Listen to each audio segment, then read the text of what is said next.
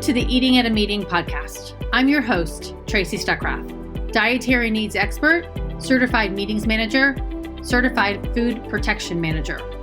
I have searched the globe to find people and businesses who are creating safe, sustainable, and inclusive food and beverage experiences for their employees, guests, and communities.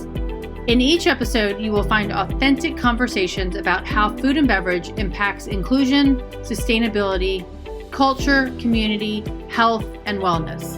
I know that sounds like a lot, but we're going to cover it all. Are you ready to feed engagement, nourish inclusion, and bolster your bottom line? If so, let's go. Hi, welcome to episode 87 of the Eating at a Meeting podcast. I'm your host, Tracy Stuckrath. I can't believe it's almost been a year since I started this podcast, and then I'm on episode 87.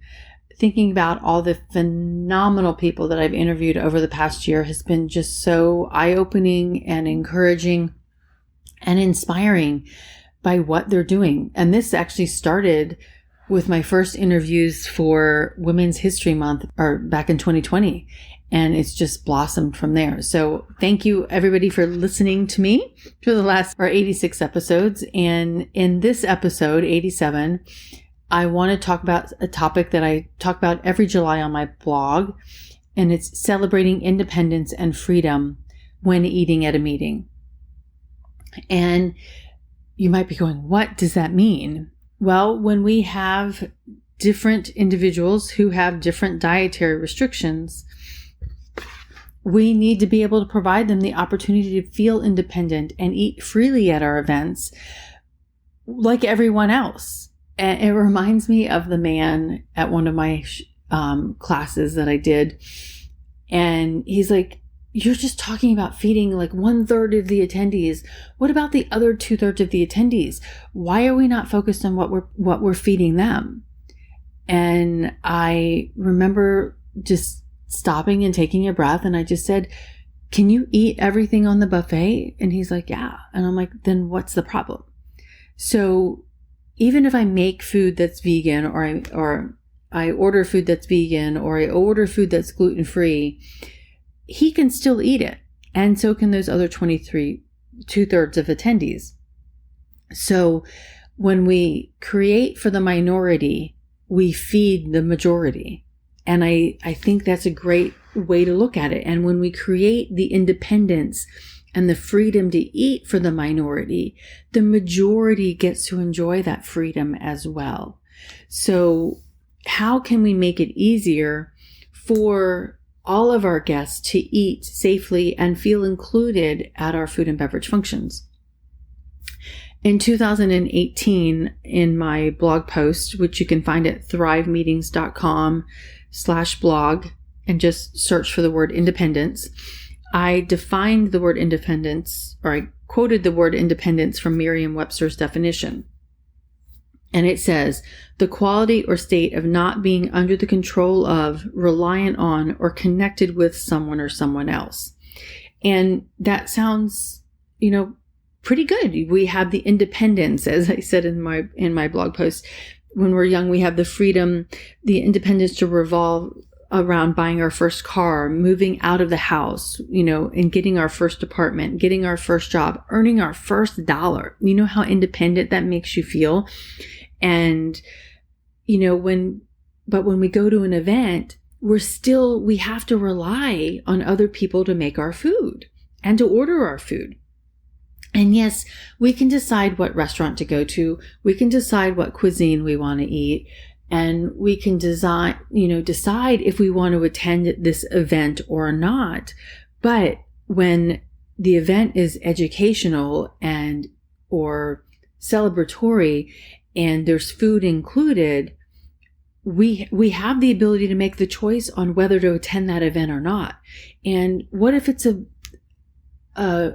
cause that means so much to us, that, fundraising for cancer research, or for food allergies or something like that. And you can't go because you can't eat at it. So we've taken that freedom and that independence away by not creating a food and beverage function that is free from and we've taken away that independence for individuals who have different dietary needs to not be able to attend that event. And that actually reminds me of an event I attended a couple of years ago, and it actually was an food allergy event, fundraising event. And I went through the buffet with the woman sitting next to me, and neither one of us could eat anything except a bag of chips. And this event was planned for food allergy research. And they didn't think about the food and beverage that they were serving and the people who were attending the event. I mean, it boggled both of our minds, this woman, Sharon, and I, and how can somebody who's planning an event to raise money around food allergies not think about the food and beverage that they're serving? So as we're planning events, as we're thinking about how we're planning our meetings, my friend Chef Felix said to me the other night, he said, when we plan for the minority, we feed the majority. And that's the way we need to think about this, because another gentleman who was complaining at one of my conferences or educational sessions is about, we're thinking about all these one small group of people. What about the rest of the people that can eat everything? I'm like, you just said it. The rest of the people can eat everything. They're not restricted and they're not limited to eating only specific things. They can eat everything. So when we plan for the people who can't eat a lot or are limited in what we eat, everyone else can eat that as well. So if we plan for feeding the minority, we can feed the majority. And so I want us to look at it in that option and that respect, because that actually is going to, in my opinion, give you freedom and independence in choosing menus. Then you're not worried about the multitude of personalized plates that you're planning. And did such and such get this? Did such and such not? Did we run out of gluten-free meals? Did we run out of vegan meals? If we plan so that everybody can eat everything, then you've given everybody the freedom to eat freely. So a couple of things that I want us to think about in how to provide this food independence. There's eight different topics here, and we're going to talk about them briefly, and each one, and you can find them you can find them on my blog as well. But the first thing is to ask. And this can come from a couple of different ways. Asking. We need to ask our attendees if they have any dietary needs in advance of planning the menus. But we also have to ask our catering providers, hey, what are your capabilities in providing vegan options, gluten-free options? And what were menus that you've served in the past? How have you served them? And the other one slight tangent here, when we're asking our attendees and when we're asking our venues of what we're doing, we also, one other dietary need that I want to mention, again, this is a slight little tangent here, is not just what's on the plate, it's getting to the plate. How many of our attendees may need a scooter or you temporarily need a scooter to get around? How many utilize wheelchairs? How many are visually impaired? Have we asked those questions? And have we thought about how those individuals will experience our food and beverage functions as well? Can they get to that function without going down 2 elevators back of the house around the corner over some terrain to get to that event? If somebody's visually impaired, if they're not bringing someone with them to that event, can they eat from is there someone at your event to help them get their plate and then get their plate to the table and then put their plate in front of them and know what's in front of them? So there's a couple of different ways that we need to look about providing that freedom and that independence when we're coming to our food and beverage events. And that question, going back to that asking, is we do need to ask that as well, because that does determine how we plan the design of our events as well as what's on the plate. The second concept here in providing food independence is accepting the fact that not everyone eats the same as you do, and that not everyone has the same access to the space as you do. You may be an able-bodied person that can, freely get to any kind of venue that you want. You can walk upstairs. It doesn't matter that there's not an elevator there. And you can eat everything that's on the buffet. Your eyes are bigger than your stomach, and you take everything off of the buffet that you can possibly eat. Well, we need to accept that there's not people just like us. This is the diversity and inclusion that we need to think about. Not every person is tall, and not every person is short, and not every person, is black or white or Asian or Caucasian. And there's also not everyone can eat apples, and not everyone can eat gluten, and not everyone can eat fish. So how can we need to accept that fact that we have diverse dietary needs. And as the person responsible for planning that event and ordering that food and beverage and or preparing it in the back of the house, we need to accept that fact and learn how to create meal options for everybody. Which brings me to the next word, which is learn. And we need to learn to create items that are free from allergens and quote unquote other offending items. And offending items could be pork for those who are religious, who follow religious-based practices that don't eat pork, or they don't eat meat and dairy together, and which would be kosher. So how do we look at those items, look at our menu planning and what the needs of our attendees and all of our stakeholders are to create options that are free from? And I don't want you to eliminate, you don't have to eliminate every single thing that people are allergic to, because you might be eating quote unquote cardboard, as some people have said to me before. But if you're looking at the needs of everyone, you can create meals that are free from those items without having to eliminate everything. Because don't eliminate dairy from everything if you have no one allergic to dairy or no one who's lactose intolerant and or shellfish, right? Or whatever. But that goes back to number one, which is asking the questions. It's just learning how to create items that are free from and are delicious and can provide for everyone. The fourth word that I want to talk about is incorporating or eliminating the needs from the menu altogether. And it kind of was just what I mentioned in learn, is like, how can we create a menu that is free of peanuts? Or can we completely eliminate escargot from a menu, or pineapple, right? Can we completely eliminate that? And then we make it free for those people to eat. Everybody can eat freely. If we're thinking about eliminating or incorporating those dietary needs into our overall meal planning, then we even the playing field and we make meals that are good for everyone. And we don't call people out because, oh, here's a meal card and you get this personalized plate here, or you get this one here. And so it's eliminating the headaches from the back of the house of how many personalized plates do we have? And then where do we find those people in the banquet room?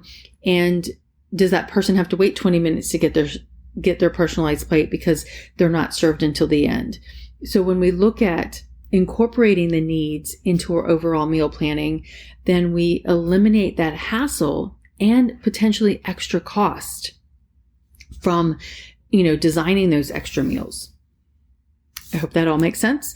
And we're talking again here. This is Tracy Stuckrath, your host, and I'm talking about independence and freedom when eating at a meeting. How can we create an independent and free from opportunity for people to enjoy our food and beverage experiences?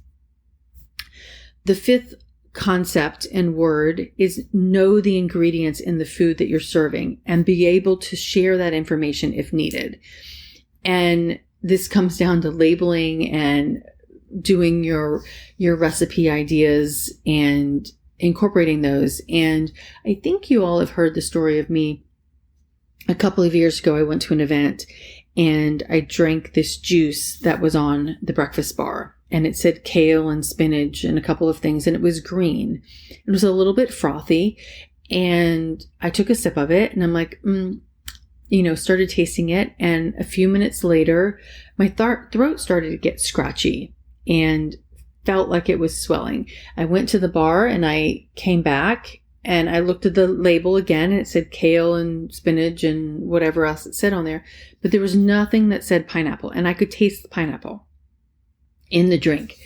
And I went back and I'm like, okay, there's nothing on the label that says there's pineapple in there. So, I'm just going to let it go. But then I didn't. And I went back again and I saw this server, and she just literally had pulled out a piece of paper out of her pocket where she had scribbled what she saw the chef adding into the beverage.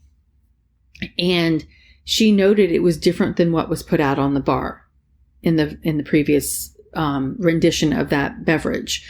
And what happened, come to find out, is that property had two different recipes with the same name. And that when the second batch got made, somebody pulled that recipe, the second recipe with pineapple in it, and made that and put it out. Well, the label was not corrected. And so I commend her wholeheartedly for noting and watching the chef while they made that beverage so that she could come back and communicate it to people. And it was not just me. There was actually, when I went back the second time, there was another attendee there asking what was in that food, in that beverage. So, because she was concerned about what was in it as well.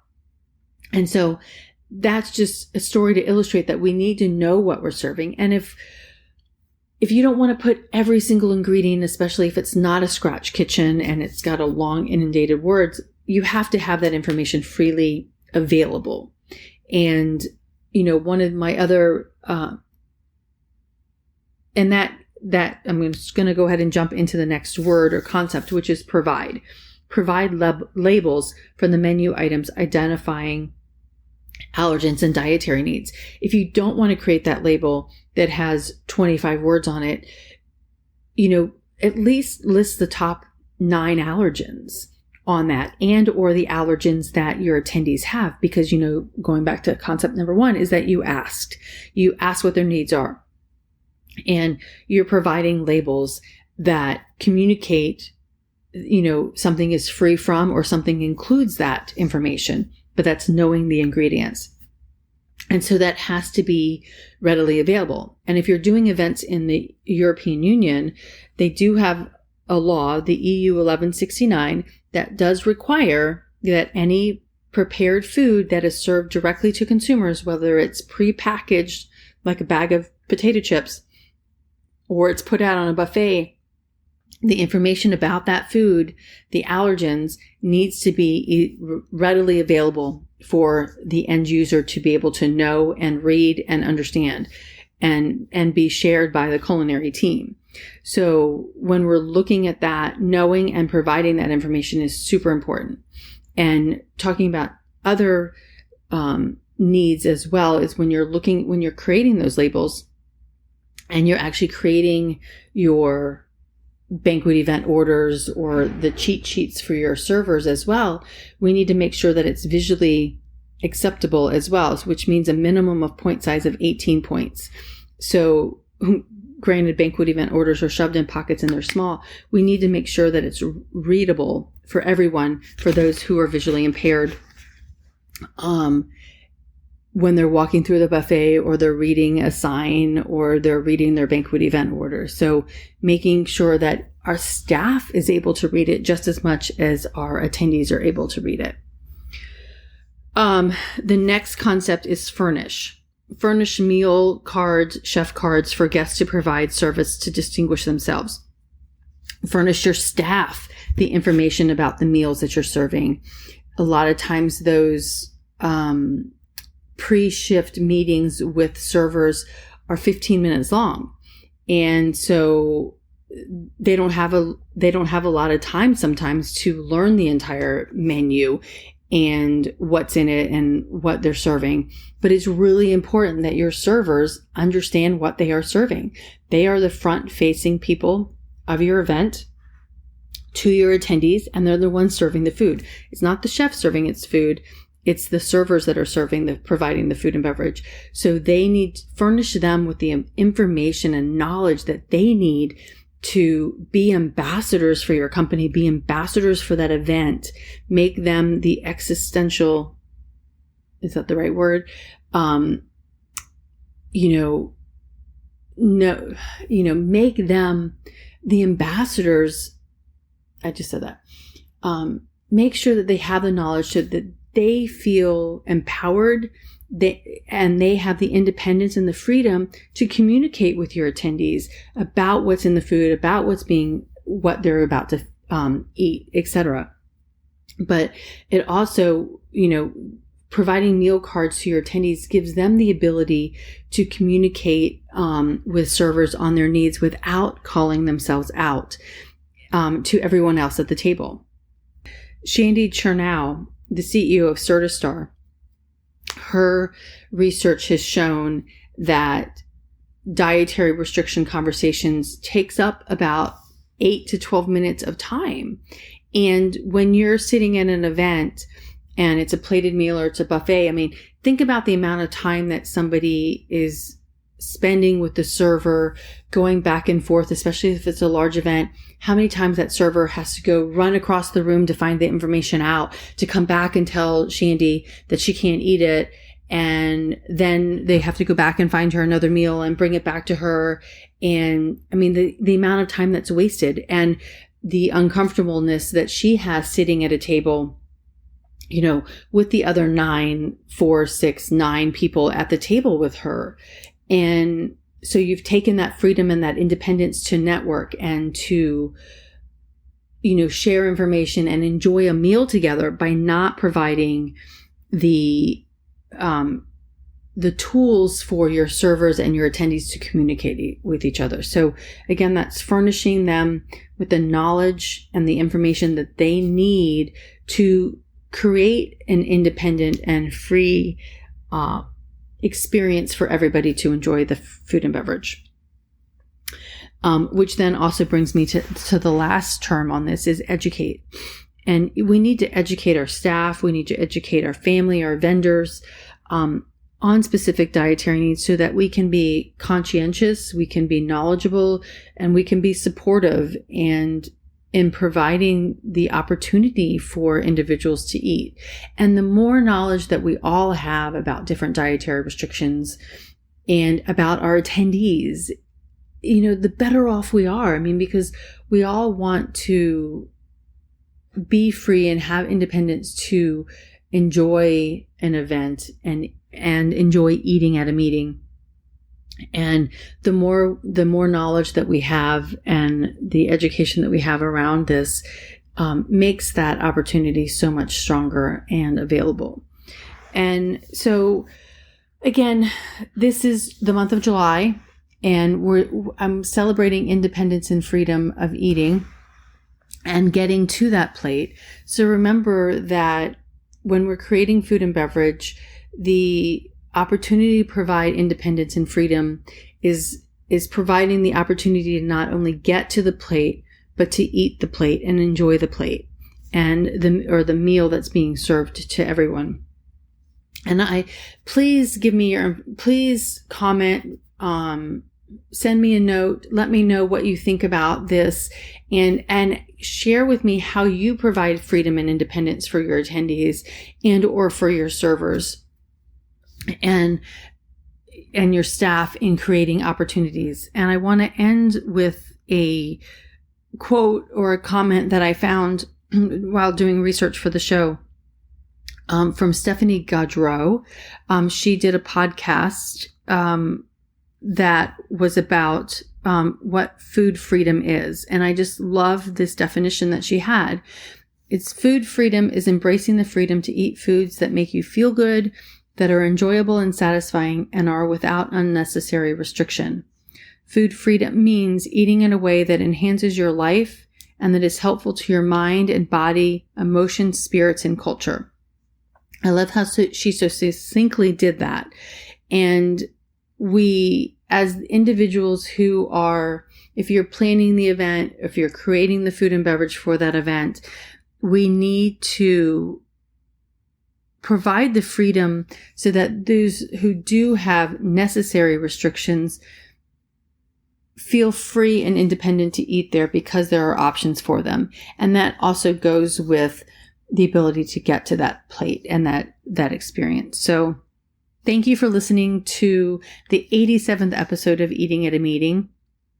I am so honored and joyed to be able to chat with you about these topics and food and beverage. And it's our universal experience. And I want everybody to have the independence and the freedom to be able to eat at a meeting. So thank you again for being a listener. And that's it. Until next time, stay safe and eat well. This is your host, Tracy Stuckrath of the Eating at a Meeting podcast. Thanks. Thanks for listening to the Eating at a Meeting podcast, where every meal matters. I'm Tracy Stuckrath, your food and beverage inclusion expert.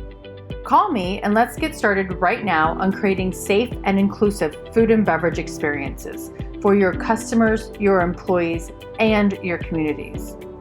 Share the podcast with your friends and colleagues at our Eating at a Meeting Facebook page and on all podcast platforms. To learn more about me and receive valuable information, go to tracystuckrath.com. And if you'd like more information on how to feed engagement, nourish inclusion, and bolster your bottom line, then visit eatingatameeting.com.